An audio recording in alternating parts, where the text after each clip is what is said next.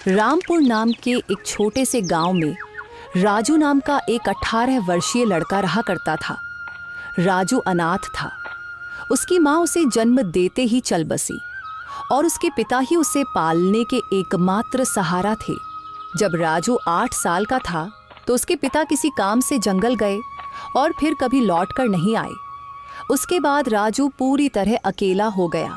राजू गांव की एक टूटी फूटी झोपड़ी में रहता था। उसके घर के पास ही गांव का सरपंच और उसकी पत्नी रहते थे। उनकी अपनी कोई संतान नहीं थी, इसलिए राजू के माता पिता के गुजर जाने के बाद उन्होंने ही राजू को पाला। ये लो राजू बेटा, ये खाना खा लो और अगर कम पड़े तो मुझसे आकर ले लेना। अरे मौसी, मैं कब तक आपके ऊपर बोझ बनकर बैठा रहूंगा? अब तो मुझे शर्म आती है। अरे बेटा, ये तुम कैसी बातें कर रहे हो? अगर तुम हमारे अपने बच्चे नहीं हो तो इसका मतलब थोड़े ना है कि तुम हम पर कोई बोझ हो। आगे से ऐसी बात मत करना। चुपचाप ये खाना खाओ। यह कहकर सरपंच की पत्नी सीमा वहां से चली गई। राजू ने आराम से खाना खाया। खाने के बाद जब वह झोपड़ी से बाहर निकला तो सामने ही सरपंच दिखाई दिए। राजू ने उन्हें देखा और सीधे उनके पास जा पहुंचा। राजू बेटा, खाना खा लिया है ना? जी सरपंच साहब, अभी अभी मौसी खाना देकर गई थी और मैं वही खाकर घर से निकला हूँ। हाँ, अच्छा किया। अब तुम बड़े हो गए हो बेटे, अपना ख्याल रखना सीखो। जी सरपंच जी, 8 वर्ष की उम्र से लेकर अब तक आप ही मेरा ख्याल रखते आए हैं, पर अब मुझे शर्म आने लगी है। अब मैं कुछ काम करना चाहता हूँ। इसमें शर्म की क्या बात है बेटा? हमने तो हमेशा तुम्हें अपना ही माना है। लेकिन अगर तुम्हारा मन फिर भी कुछ करने का है तो सुनो, गांव के पास वाला जंगल अब पहले जैसा खतरनाक नहीं रहा। चाहो तो वहां जाकर लकड़ियां काट सकते हो या शहद इकट्ठा कर सकते हो। जी सरपंच जी, मैं कल ही जंगल जाऊंगा। अब समय आ गया है कि मैं अपने लिए और आपके लिए कुछ कर दिखाऊं। अगले दिन राजू एक कुल्हाड़ी लेकर जंगल की ओर चल पड़ा। कुछ ही देर में वह जंगल पहुंच गया। जंगल में कदम रखते ही उसने सोचा, कुछ भी कहो, सरपंच जी ने बचपन से लेकर अब तक मेरी बहुत मदद की है। अब समय आ गया है कि मैं अपने पैरों पर खड़ा होकर दिखाऊं और अब मैं उनकी सेवा करूं ताकि उन्हें अपनी संतान की कमी महसूस ना हो और वे हमेशा खुश रहें। अभी राजू ये सोच ही रहा था कि अचानक उसकी नजर एक कोयल पर पड़ी जो उसे बड़े ध्यान से देख रही थी। अरे, यह कोयल मुझे इतनी गौर से क्यों देख रही है? इसका आकार तो बाकी कोयलों से बड़ा है और देखने में भी यह कुछ डरावनी लग रही है। राजू ने अभी इतना ही कहा था कि तभी कोयल उड़ती हुई उसके पास आ गई और इंसानी आवाज में बोली, मैं तुम्हें भली भांति पहचानती हूँ। तुम्हारा नाम राजू है और तुम मोहन के बेटे हो।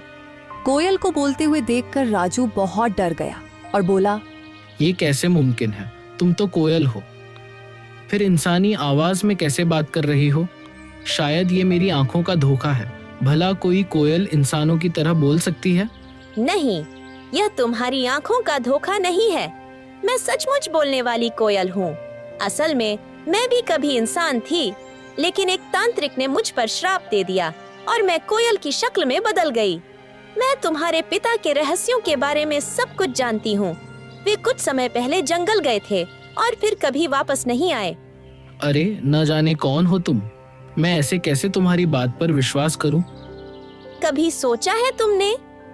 तुम पिछले कई वर्षों से बिना पिता के रह रहे हो, लेकिन गांव में कोई भी तुम्हारे पिता के बारे में बात नहीं करता। तुम्हारी कोई मदद नहीं करता सिवाय तुम्हारे गांव के सरपंच के। लेकिन मैं तुम्हारे पिता के बारे में सब कुछ बता सकती हूँ। तुम्हारे पिता अभी जिंदा हैं और मुझे यह भी पता है कि वे कहाँ हैं। अच्छा तो बताओ, मेरे पिता कहाँ हैं? मैं उनसे मिलना चाहता हूँ। मैं तुम्हें जरूर बताऊंगी, मगर उससे पहले तुम्हें मुझे इस श्राप से मुक्त कराना होगा। राजू को न जाने क्यों उस कोयल से डर महसूस होने लगा। अरे, मुझे तो लगता है कि यह कोई राक्षस है जो मुझे अपने जाल में फंसा रहा है। इससे पहले कि यह मुझे नुकसान पहुंचाए, मुझे यहाँ से भागना होगा। यह सोचते ही राजू तेजी से गांव की ओर दौड़ पड़ा और कुछ ही पलों में अपने घर पहुंच गया। घर पहुंचकर राजू हांफते हुए बोला, अरे बाप रे, ये जंगल तो बहुत खतरनाक है। यहाँ तो जानवर भी इंसानों की तरह बातें करते हैं। मुझे तो लगता है कि वह जरूर कोई राक्षस था।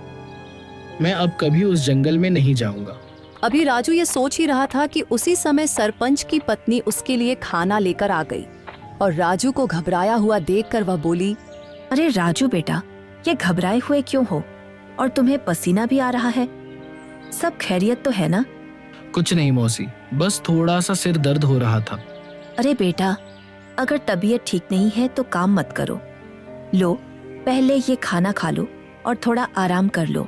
राजू ने मौसी से सर दर्द का बहाना बनाकर सच्चाई छिपा ली। मौसी ने ज्यादा सवाल नहीं किए, बस खाना उसके हाथ में दिया और धीरे से कमरे से बाहर चली गई। राजू ने खाना खाया और सो गया। अगली सुबह जब राजू नींद से जागा तो उसके मन का डर समाप्त हो चुका था। वह अपने आप से बोला, अरे शायद मैं कल उस कोयल को बातें करते देखकर कुछ ज्यादा ही डर गया था, लेकिन अगर सोचूं तो उसकी बातों में सच्चाई नजर आती है। वह कोयल मेरे पिताजी के बारे में जरूर कुछ जानती है और यह भी सच है कि गांव में कोई मेरे पिताजी के बारे में बात नहीं करता। जब भी मैंने सरपंच जी से अपने पिताजी के बारे में पूछा, उन्होंने हमेशा बात टाल दी। बस इतना ही कहा कि मेरी माँ जन्म देते ही चल बसी और मेरे पिताजी कई साल पहले जंगल गए थे, जो फिर कभी वापस नहीं आए। मुझे उस जंगल में जाना चाहिए और उस कोयल को ढूंढकर अपने पिताजी के बारे में पूछना चाहिए। यह कहकर राजू जंगल की ओर चल पड़ा और कुछ ही देर में वह जंगल के उसी स्थान पर जा पहुंचा जहां कल उसे वह कोयल मिली थी। वह कोयल वहां पहले से ही मौजूद थी और राजू को देखकर उड़ती हुई सीधा उसके पास आ गई। मुझे पता था कि तुम जरूर आओगे, क्योंकि तुम भी अपने पिताजी मोहन की तरह ही बहादुर हो। मैं सिर्फ इसी वजह से आया हूँ क्योंकि मुझे अपने पिताजी से मिलना है। तुम कह रही थी कि तुम मेरे पिताजी के बारे में जानती हो, तो बताओ मेरे पिताजी कहाँ हैं? मुझे उनसे मिलना है।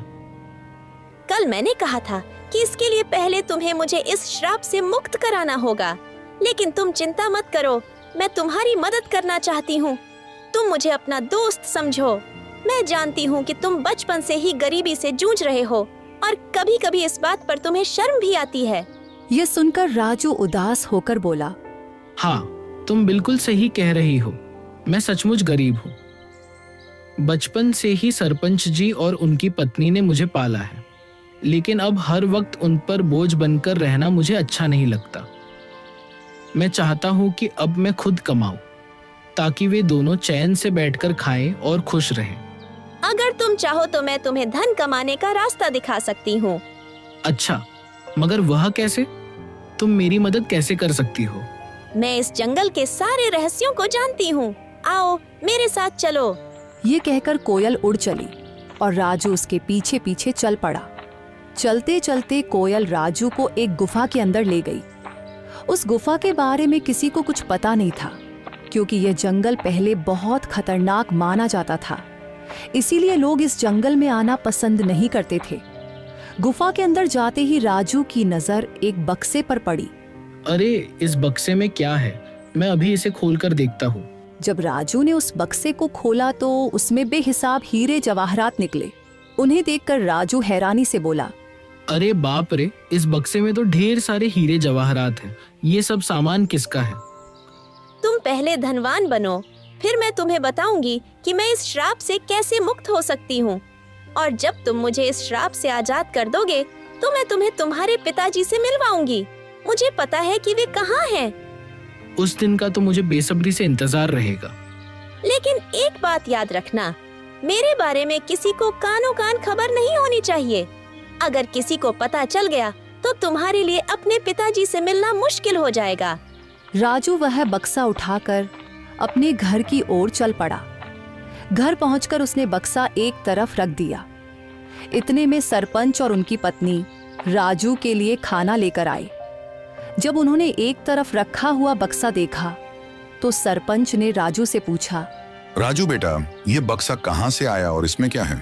सरपंच के पूछने पर राजू को कुछ समझ नहीं आया, कि वह सरपंच साहब को क्या जवाब दे।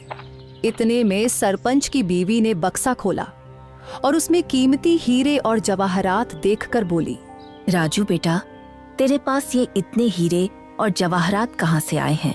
राजू उन्हें सब कुछ सच बता देता, लेकिन वह कोयल की बातें याद कर रहा था जिसने उसे